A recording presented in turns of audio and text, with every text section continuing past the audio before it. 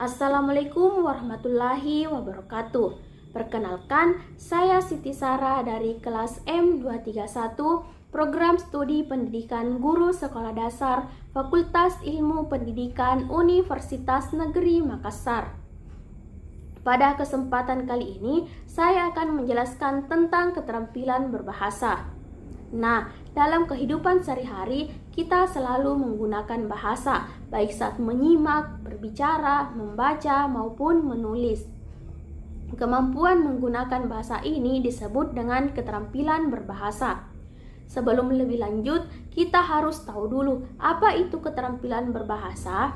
Jadi, keterampilan berbahasa adalah kemampuan seseorang dalam menggunakan bahasa untuk memahami dan menyampaikan informasi. Artinya, kita tidak hanya harus bisa berbicara atau pandai dalam berbicara, akan tetapi kita juga harus mampu memahami apa yang disampaikan oleh orang lain.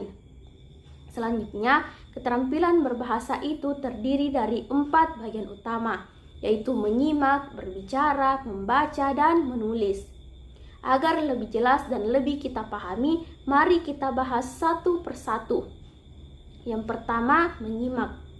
Menyimak adalah kemampuan mendengarkan dengan penuh perhatian dan memahami apa yang sedang kita dengarkan.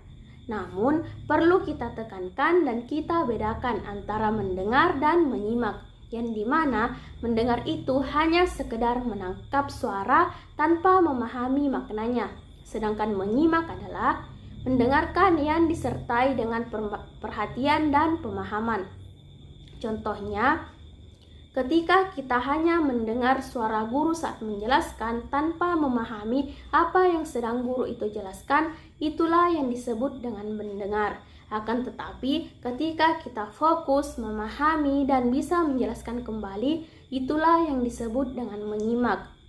Jadi, dapat kita pahami bahwa menyimak itu adalah mendengar sekaligus memahami. Kemudian yang kedua, berbicara.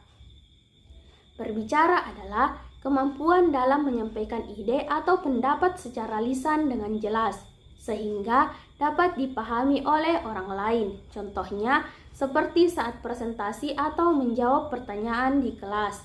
Selanjutnya, yang ketiga, membaca. Membaca adalah kemampuan memahami informasi dari tulisan, bukan hanya sekedar melihat teks, akan tetapi benar-benar memahami isi dan maknanya.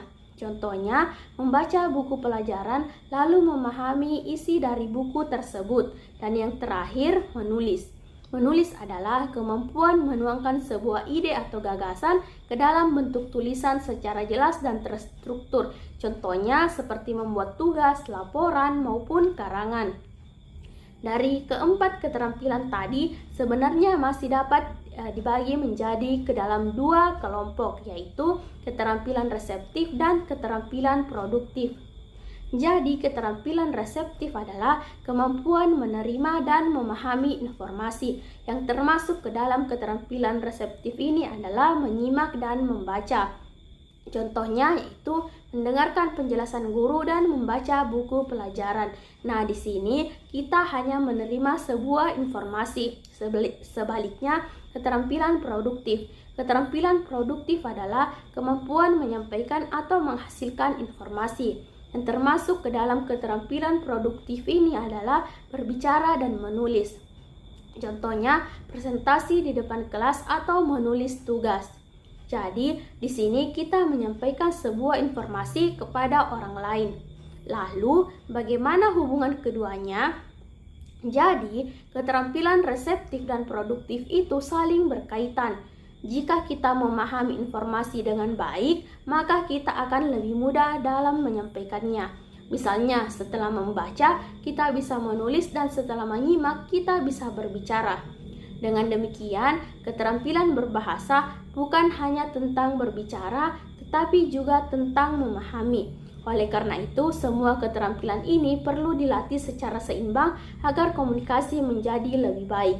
Demikian penjelasan singkat dari saya terkait dengan keterampilan berbahasa. Terima kasih. Wassalamualaikum warahmatullahi wabarakatuh.